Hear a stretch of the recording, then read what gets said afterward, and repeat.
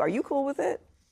Makes me nervous because this is the core DNA of the Republican Party, not to raise income taxes of any kind.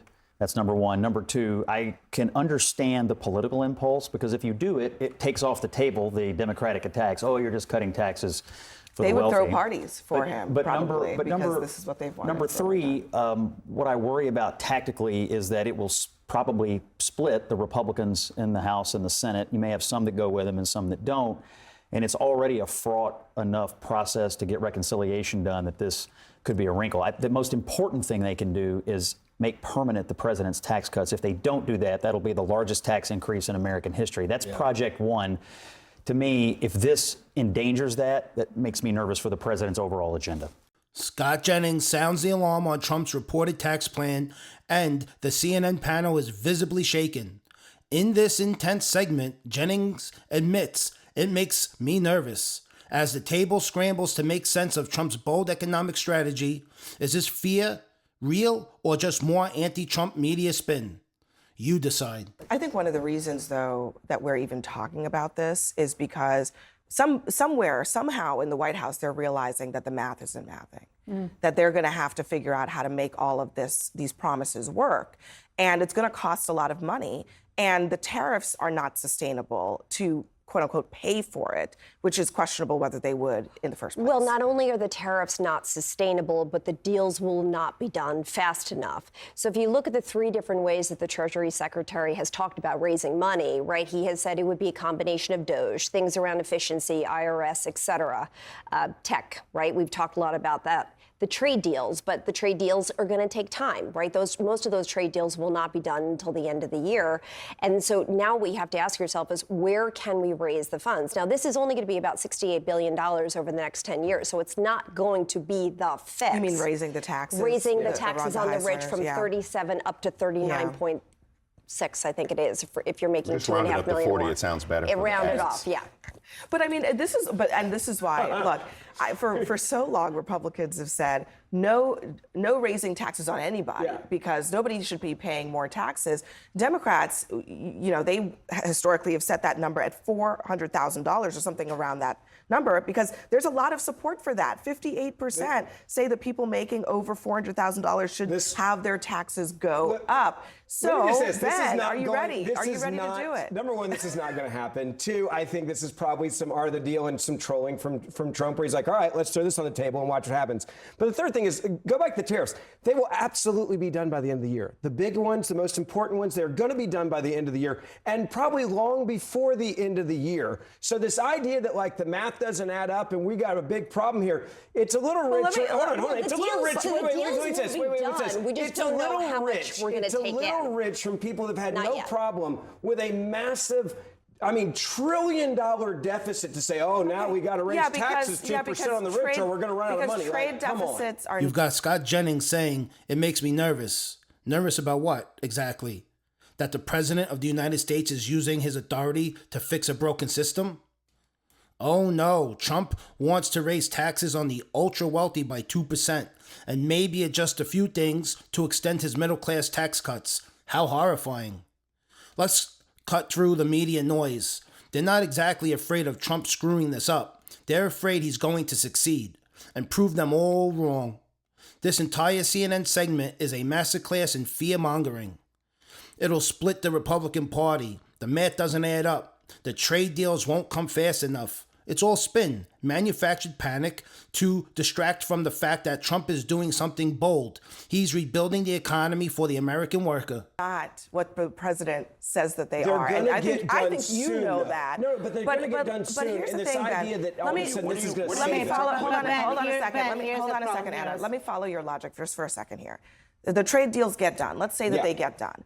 Presumptively, the goal of the trade deals is to lower the tariff rate. So that actually should reduce how much money is coming in to the Treasury coffers. So how does that help Trump, balance this budget? I think there's two things. Number one, the Trump tax cuts is what he cares about the most. Two, he cares about getting a better deal for the U.S. and exports and new jobs. Sure, if you have more Americans that are hired because you have more manufacturing, because you have trade deals that are actually helping American workers, they pay taxes before the end of the calendar year. Taxes.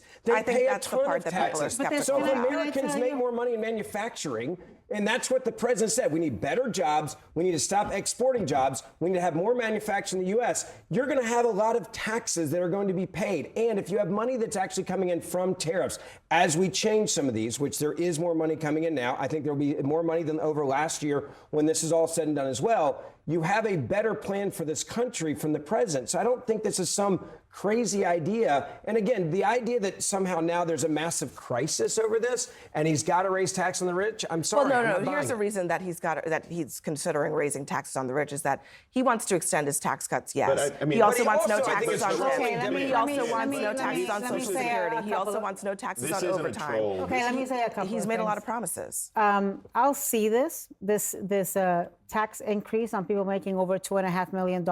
I will believe it when I see it, because I think there is a reason why the wealthiest men in the world were all standing there at his swearing in. And there is a reason why all of these crypto grifters are giving him all of the money that they're giving him at these fundraisers.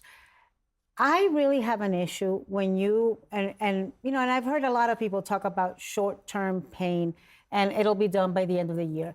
The thing is, there are a lot of people in America who make a lot less money than us sitting around this table, who don't have until the end of the year to endure short-term pain, who can't pay for their groceries today. And I understand so that for point, whom but I would those say you tariffs go back to are Americans that lost their life-changing. jobs. You go back to Americans that lost their jobs in manufacturing in towns that disappeared and tell them that their long-term pain of losing an entire industry and their family and something they built. But how do you tell them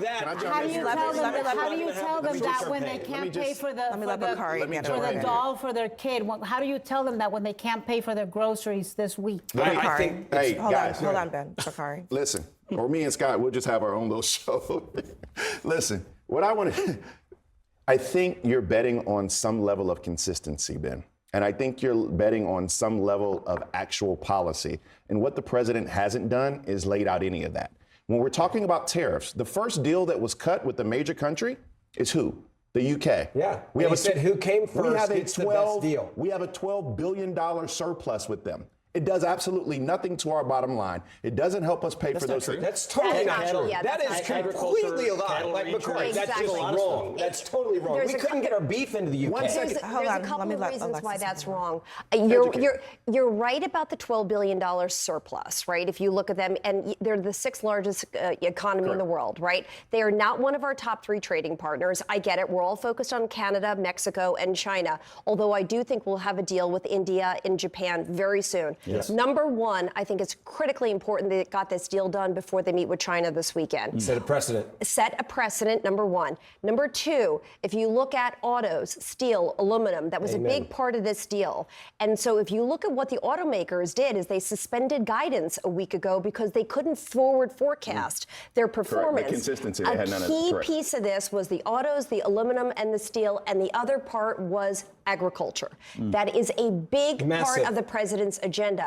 The heartland. How do we protect the cattle ranchers, the dairy farmers, et cetera? It was unfair. And the whole issue with this idea of taxing the wealthy is that he needs to get back to the idea of the levies on tips, the idea of removing taxes on Social Security. He's got to get back and figure out the small business owner. What are we doing to help the mainland? Here's what's really happening.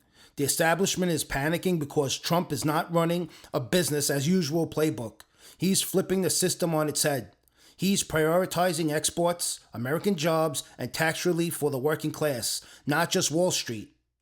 And that makes the elites nervous. That makes globalists nervous. And it sure as hell makes CNN nervous. So here's the question for you. Do you believe the media spin? Or do you believe Trump is trying to give the country back to you, the middle class, the working man, the forgotten American?